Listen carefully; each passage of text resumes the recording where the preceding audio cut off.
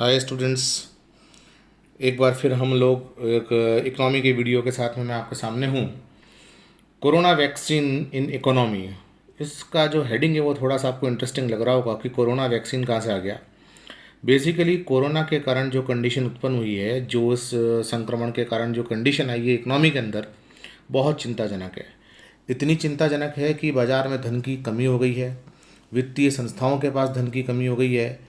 ऐसी जितनी ऑर्गेनाइजेशन है जो कि लोन दे सकती थी उनके पास धन की कमी हो गई है, और इसका परिणाम ये हुआ है कि बाज़ार में ग्राहकों के पास धन की कमी हो गई है।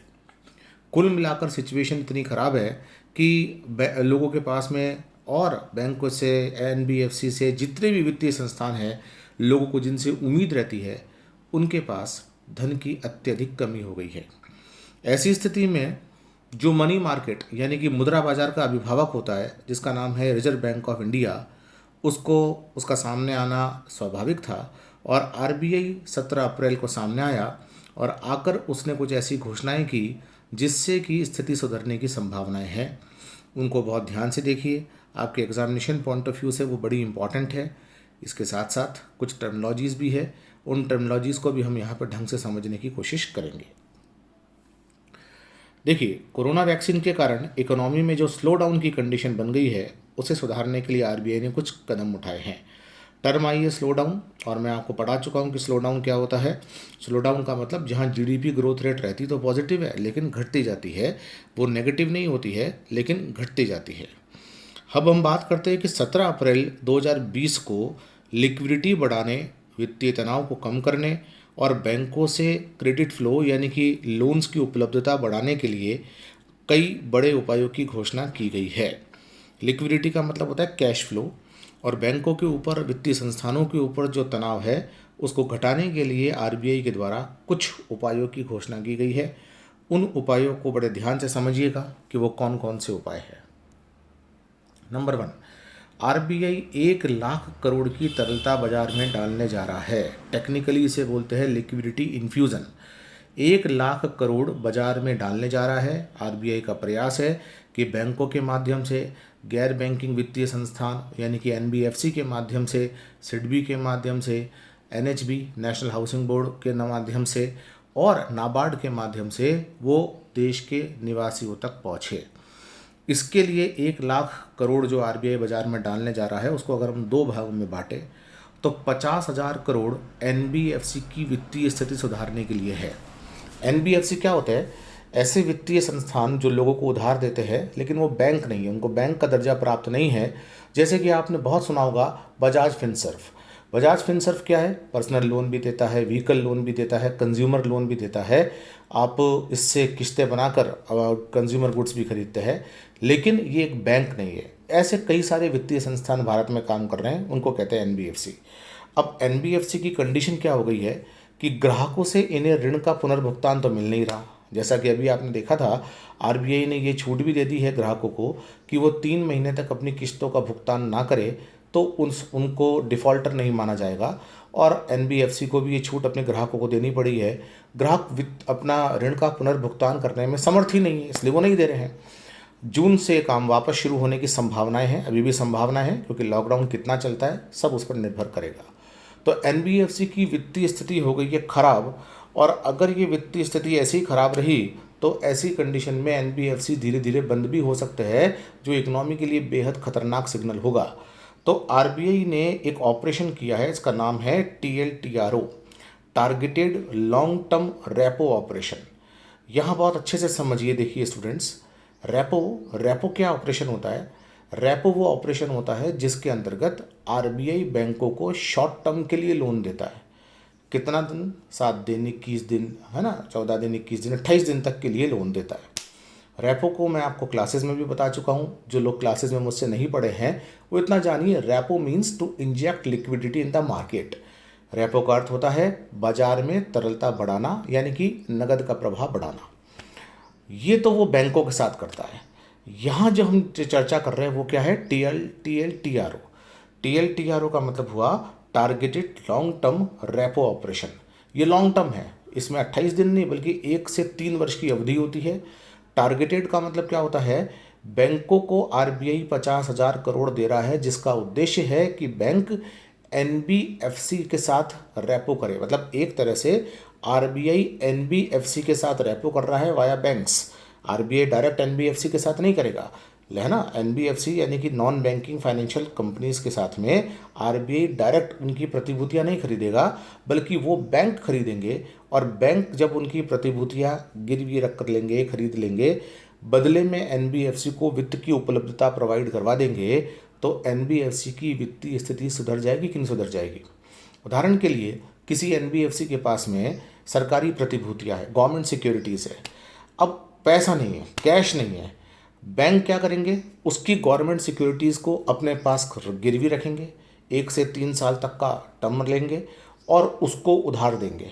यानी कि एक तरह से बैंकों ने गवर्नमेंट सिक्योरिटी जो एनबीएफसी की थी वो अपने पास गिरवी रखकर एनबीएफसी को उधार दे दिया। उधार देने से उनकी लिक्विडिटी बढ़ेगी, उनकी तरलता बढ़ेगी और वह अपने कस्टमर्स को और अधिक लोन देने में सक्षम होंगे। अगर ऐसा नहीं होगा तो देश की लिक्विडिटी पर बहुत ख़राब असर पड़ता, ग्राहकों को एनबीएफसी वगैरह से लोन नहीं मिलते। अब एनबीएफसी इस कंडीशन में ना पहुँचे, उसके लिए ये ऑपरेशन किया जा रहा है TLTRO। इसको टारगेटेड या लक्षित क्यों कहा जा रहा है, क्योंकि इसका उद्देश्य क्या है, एनबीएफसी की कंडीशन को सुधारना, कंज्यूमर लोन देना इसका उद्देश्य नहीं है। उसका उद्देश्य क्या है, एनबीएफसी की स्थिति को सुधारना। और एक एग्जांपल लेके मैं बताता हूँ। मान लीजिए कि एक एनबीएफसी है बजाज फिनसर्व। ये बजाज फिनसर्व जो है वो विभिन्न प्रकार के लोन उपलब्ध कराता है। बजाज फिनसर्व क्या करता है, डिफरेंट टाइप के लोन्स जो है वो अवेलेबल कराता है। अगर ये लोन वो अवेलेबल करा रहा है बाजार के अंदर, तो उसके पास में क्या होना चाहिए, धन होना चाहिए। धन की कमी उसके पास में आ गई है, तो बैंक आरबीआई के 50,000 करोड़ जो बैंकों को मिले हैं उनका उपयोग करके एनबीएफसी से उनकी फॉरेन सिक्योरिटीज़ को खरीदेगा और खरीदने के पश्चात उनको क्या उपलब्ध कराएगा, धन, ताकि एनबीएफसी अपने ऑपरेशंस को जारी रख सके। ये आरबीआई का स्टेप 50,000 करोड़ का है, टारगेटेड एनबीएफसी की तरफ, और इसे बोला जा रहा है TLTRO। बहुत ध्यान से इसे देखिएगा, ध्यान से समझिएगा। शेष 50,000 करोड़ में से 15,000 करोड़ सिडबी को, small scale development bank of India, small industries development bank of India, लघु व सूक्ष्म उद्योगों के विकास को जो लोन देता है, जो उद्योगों को लोन देता है, छोटे उद्योगों को, लघु उद्योगों को, उसका बैंक का नाम क्या है, सिडबी। सिडबी के पास फाइनेंस नहीं है, इनको बोलता है रीफाइनेंसिंग एजेंसी, क्योंकि ये उन उद्योगों को लोन देती है और लेती कहाँ से है, बैंकों से। तो सिडबी को आरबीआई जो है वो 15,000 करोड़ देगा ताकि वो छोटे उद्योगों को लोन दे। छोटे उद्योग धन की कमी के कारण सफ़र ना हो, सिडबी के पास पैसा ही नहीं रहेगा तो लोन कहाँ से देगा। तो सिडबी को पैसा पहुंचाना जरूरी था, तो 15,000 करोड़ सिडबी को। 10,000 करोड़ हाउसिंग बोर्ड, नेशनल, जो जितने भी छोटे आवास ऋण होते हैं, वो छोटे आवास ऋण कैसे जाएंगे, जब एनएचबी नामक संगठन जो कि छोटे आवास ऋण देता है, घर खरीदने के लिए लोन देता है, जब उसके पास ही धन नहीं होगा तो वो कहाँ से देगा, इसलिए उसको भी 10,000 करोड़ दिए। 25,000 crore NABARD, national bank for agriculture and rural development, कृषि व ग्रामीण विकास के लिए जो राष्ट्रीय बैंक है उसका नाम क्या है, नाबार्ड। ये नाबार्ड को ऋण उपलब्ध कराया गया है 25,000 करोड़ का, ताकि किसानों को लोन मिले, औजार खरीदने के लिए, बीज खरीदने के लिए, विभिन्न प्रकार के संस्थागत ऋण जो नाबार्ड के द्वारा दिए जाते हैं उसमें कमी ना आए। आरबीआई का ये प्रयास 1 लाख करोड़ का एक बूस्टर डोज है जो कि इकोनॉमी के अंदर डाला गया है। तो किस किस को फ़ायदा पहुंचाना चाह रहा है, एनबीएफसी को, हाउसिंग बोर्ड को, सिडबी को, नाबार्ड को, ताकि इनसे जुड़े हुए कस्टमर्स को ऋणों की कमी ना हो। और अगर इनसे जुड़े हुए कस्टमर्स को ऋणों की कमी नहीं हुई तो इकोनॉमी पे जो कोरोना वायरस का इन्फेक्शन का जो इफेक्ट जा रहा है उसको मिनिमाइज़ करने में मदद मिलेगी। मुझे पूरा लक्ष्य है मेरा कि आप लोगों को बात समझ में आए। मुझे लग रहा है आपको समझ में भी आ रही है कि इन संस्थान को अगर मजबूत नहीं बनाया गया तो निश्चित रूप से ये संस्थान कस्टमर को लोन नहीं देंगे। कस्टमर कौन कौन है, साधारण व्यक्ति है, जो किसान है, वो कंज्यूमर गुड्स खरीदने वाला आदमी है। यदि उसे लोन ढंग से नहीं मिला तो मार्केट में सारी मंदी और तेज़ी से बढ़ जाएगी, मार्केट में चीज़ें बिकेगी नहीं और कस्टमर्स की ज़रूरतें पूरी नहीं होगी। मनी मार्केट का गार्जियन कौन है, आरबीआई, इसलिए उसे ये काम करना ही था। इसलिए आरबीआई ने ये 2 बड़े स्टेप 1 लाख करोड़ की लिक्विडिटी डालने वाला किया है। आगे बढ़ते हैं। रिवर्स रेपो रेट घटाकर 3.75 कर दी है। कितनी घटाइए? 0.25% घटाइए और कितनी कर दीजिए? 3.75। रिवर्स रेपो क्या होता है? जनरली बैंकों के पास जो अधिशेष धन होता है, सरप्लस धन होता है, बैंक क्या करते हैं, उसको आरबीआई के पास रखवा देते हैं। आरबीआई की गवर्नमेंट सिक्योरिटीज़ को अपने पास रख लेते हैं। आरबीआई बैंकों को ब्याज देता है और उस ब्याज को बैंक कमाना चाहते हैं अपना अधिशेष धन रखकर आरबीआई के पास। बैंक ऐसा क्यों करता है? क्योंकि आरबीआई से बेहतर कस्टमर कोई है ही नहीं। हर कस्टमर डिफॉल्टर बन सकता है लेकिन आरबीआई नहीं। आरबीआई ने रिवर्स रेपो रेट घटा दी है, यानी कि अगर मान लीजिए पहले रिवर्स रेपो रेट 4% थी, तो कोई बैंक अगर आरबीआई के पास 100 रुपये रखता था तो 4 रुपये ब्याज मिलता था। अब आरबीआई ने रिवर्स रेपो रेट घटा दी है कि अगर आप आरबीआई के पास 100 रुपये रखेंगे तो आप 3.75% ही ब्याज मिलेगा।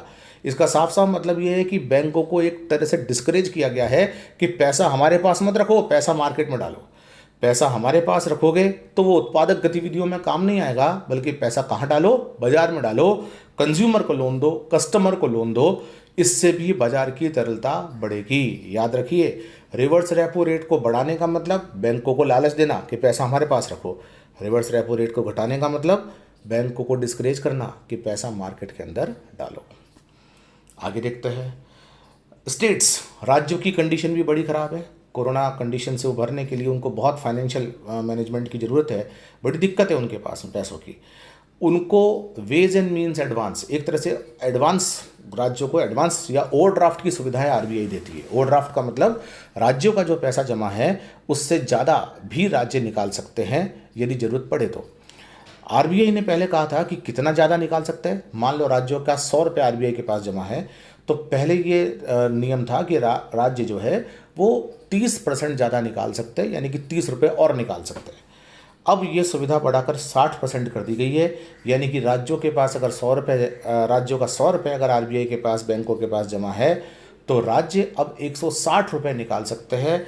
30 सितंबर तक ये व्यवस्था की गई है ताकि राज्यों को इसकी कमी ना रहे। इसको बोलते हैं वेज एंड मीन्स एडवांस। समझ गए ना? इसको बढ़ाने का मतलब राज्यों को अधिक ब्याज दर पर इधर उधर से उधार ना लेना पड़े, बल्कि उसको सामान्य दर पर ही ये पैसा मिल जाए। ओवरड्राफ्ट की फैसिलिटी डबल कर दी गई है, 30% से बढ़ाकर 60%। ओवरड्राफ्ट होता क्या है? जितना जमा है उससे ज़्यादा निकालने की सुविधा जो राज्यों को है। पहले ये 30% थी, इसको 30 सितंबर तक बढ़ाकर 60% कर दिया गया है।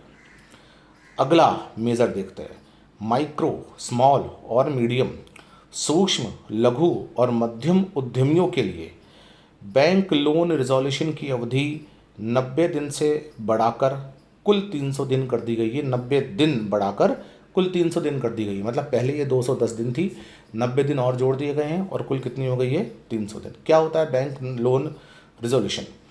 अगर छोटे उद्यमी, किसी का छोटा मोटा उद्योग 1-2 करोड़ का, उसने बैंक से लोन ले रखा है, अब अगर उसने 210 दिनों तक ऋण नहीं चुकाया, ब्याज नहीं चुकाया, किस्त नहीं चुकाई, तो बैंकों को ये अधिकार आरबीआई ने दिया था कि वो उसकी संपत्ति बेचकर अपना पैसा वसूल ले। बात समझ रहे? एक छोटा उद्योग है, 50 लाख 1 करोड़ उसकी टोटल संपत्ति है, उसने बैंक से, लोग किसी भी बैंक से या मल्टीपल बैंकों से लोन ले रखा था और बिजनेस कर रहा था। अब आरबीआई ने बैंकों को ये अधिकार दे रखा था कि अगर 210 दिन तक ऐसा छोटा व्यक्ति आपका ऋण ना चुकाए, ऐसा छोटा उद्योग आपका ऋण ना चुकाए, लघु, सूक्ष्म, मध्यम उद्योग आपके ऋण ना चुका रहे हो, तो 210 दिन तक का तो वेट करना। उसके बाद उनके असेट्स जो आपके पास गिरवी रखे हुए हैं, उनके कागज जो आपके पास गिरवी रखे हुए हैं, उनका बेचान का काम शुरू कर देना। लेकिन अब आरबीआई ने बैंकों को कहा है कि ऐसा आप 300 दिनों बाद करना। इससे क्या फ़ायदा होगा? इस लॉकडाउन के कारण जो सूक्ष्म, लघु और मध्यम उद्योग है, जो सूक्ष्म यानी कि माइक्रो, लघु और मध्यम उद्योग है, इस लॉकडाउन के कारण जो परेशानी में आए हैं, उन परेशानी में आने वाले उद्योगों को एक राहत दी गई है कि ऐसा ना किया जाए। इसलिए ये भी इकोनॉमी में एक राहत भरा संदेश है। छोटे उद्योगों को कहा गया है कि अगर आपको फ़िलहाल नुकसान हो रहा है तो कोई बात नहीं, बैंक आपके असेट्स नहीं बेचेंगे। अगर आप बैंकों की लोनों को नहीं चुका पा रहे हो तो बैंक उसको रिजोल्यूशन करने वाला काम अभी नहीं करेंगे। कम से कम 90 दिन तक और उसको बढ़ा दिया गया है। 210 से बढ़ाकर कितना कर दिया गया है? 300। तो ये बैंक लोन रिजोल्यूशन का कॉन्सेप्ट है। आगे बढ़ते हैं। बैंकों को ये निर्देश दिया गया है कि 30 सितंबर तक किसी प्रकार का लाभांश अपने शेयर होल्डर्स को ना दें। इससे बैंकों के पास पूंजी बढ़ेगी। बैंकों के डिफरेंट शेयर होल्डर्स होते हैं और बैंक अपने प्रॉफिट का एक निश्चित पैसा उनको देने के लिए बाध्य है। लेकिन आरबीआई ने क्या कहा है, 30 सितंबर तक अपने शेयर होल्डर्स, जो कि बहुत बड़े बड़े उद्योगपति होते हैं, बड़े बड़े लोग होते हैं, उनको वो डिविडेंड ना दे, बल्कि अपने पास रखे उसको और उसका उपयोग बाजार में ऋण देने के लिए करे, ताकि बाजार में तरलता की कमी ना हो। उदाहरण के लिए कोई बैंक है एचडीएफसी, उस एचडीएफसी में मान लीजिए किसी दूसरी बड़ी कंपनी ने शेयर खरीद रखे हैं 10%, तो एचडीएफसी के प्रॉफिट का 10% उसको जाना था। लेकिन अब आरबीआई ने क्या कहा है कि ये जो 10% देना वो बाद में देते रहना, 30 सितंबर तक बिल्कुल मत देना, ताकि बैंकों के पास में कैपिटल बनी रहे, और अगर बैंकों को बाजार में कंज्यूमर को या किसान को या दूसरे किसी भी व्यक्ति को लोन देना हो तो उसमें बाधा ना आए। ये आरबीआई का निर्देश भी बैंकों को अपने कामों को सुचारू रूप से करने के लिए लाभदायक सिद्ध होगा। आगे बढ़ते हैं। एनबीएफसी के एलसीआर को घटाकर 80% कर दिया गया है। इसका परिणाम ये होगा कि एनबीएफसी के पास बाजार को उपलब्ध कराने के लिए पूंजी बढ़ेगी। टर्म आई है एलसीआर, लिक्विडिटी कवरेज रेशियो। अब देखिए ये क्या होता है। बैंकों के लिए तो आरबीआई के पास खूब गाइडलाइंस है, सीआरआर, एसएलआर, बहुत सारी। लेकिन जितनी एनबीएफसी है, नॉन बैंकिंग फाइनेंस कॉरपोरेशन, गैर बैंकिंग वित्तीय संस्थान, कॉरपोरेशन नहीं, कंपनीज, वित्तीय संस्थान, इनकी खासियत क्या होती है, ये भी बाजार में ऋण देती है, इनको भी रेगुलेट करना जरूरी है। तो आरबीआई ने इनको ये कह रखा है कि जितना आप 30 दिनों में, एक कैलेंडर महीने में 30 दिन का मानते हैं, जितना 30 दिन में आप नगद के रूप में लोन देते हो, मान लीजिए कि आपने 30 दिन में 100 रुपये लोन बाजार में दिया है, किसी को गाड़ी खरीदने के लिए, किसी को फ्रिज खरीदने के लिए, किसी को टीवी खरीदने के लिए, है ना, ये जो लोन दिया है, ये 100 रुपये अगर आपने दिया है तो 100 रुपये के ऐसे असेट्स आपके पास में होने चाहिए कि कहीं आपकी लोन की रिकवरी ना हो तो उन असेट्स का उपयोग करके आप अपनी कंपनी को चला सको और अपने देनदारियों को पूरा कर सको। वो असेट्स क्या कहलाते हैं, high quality liquidity assets. High quality का मतलब क्या होता है, जिसकी गुणवत्ता बहुत ज़्यादा होती है। उदाहरण के लिए मैंने बाजार में 100 रुपये उधार दे रखे और 100 रुपये मेरे पास कैश के रूप में भी पड़े, तो अगर मेरे 100 के 100 रुपये भी डूब गए तो जो मेरे पास कैश के रूप में पड़े हैं वो एक हाई क्वालिटी लिक्विडिटी असेट है। अगर मेरे 100 के 100 रुपये भी डूब गए तो भी मैं जो बचे हुए 100 रुपये हैं, उन 100 रुपयों से जो मार्केट में अचानक स्ट्रेस आया उसको झेल पाने में समर्थ होऊंगा। दूसरा इसका एग्जाम्पल क्या हो सकता है, हर एनबीएफसी को आरबीआई के पास में कुछ धनराशि रखनी पड़ती है। इसको क्या कहा गया है, सेंट्रल बैंक के पास रिजर्व। अगर इस प्रकार का सेंट्रल बैंक के पास रिजर्व रखा हुआ है तो वो भी एक एचक्यूएल है, हाई क्वालिटी लिक्विडिटी असेट।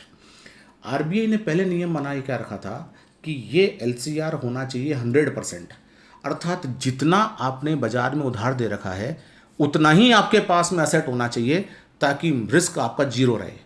लेकिन भाई अगर ऐसे एनबीएफसी असेट अपने पास में रखने लगे तो मार्केट में देने वाला लोन तो उनके पास कमी हो जाएगा। उदाहरण के लिए एक आदमी के पास 200 रुपये थे और उसको कहा गया कि जितना बाजार में देना उतना ही अपने पास में भी रखना ताकि आप रिस्क में ना जाओ, तो वो बाजार में भी 100 देगा और अपने पास भी 100 रखेगा। बात समझे। अब उसको ये छूट दी गई है कि वो बाजार में 100 दे और अपने पास भले ही 80 रखे, यानी कि बाजार में उसकी देने की क्षमताएं बढ़ जाए। ओवरऑल इस पूरे की पूरे सीन का मतलब ये है कि बाजार में जाने वाले ऋणों में कमी ना आए। ऐसे ऐसे मेजर्स किए जाएं कि बैंकों को, एनबीएफसी को, सीडबी को, डिफरेंट फाइनेंशियल ऑर्गेनाइजेशंस को यह समस्या ना आए कि उनके पास वित्त की कमी है इसलिए वो बाजार में लोन नहीं दे पा रहे। वित्त की कमी के लिए अगर बैंकों के ऊपर कड़े नियम थे उसको लिबरल किया गया है, एनबीएफसी के लिए कड़े नियम थे उसको लिबरल किया गया है। तो यहाँ इस पॉइंट को भी समझना जरूरी है।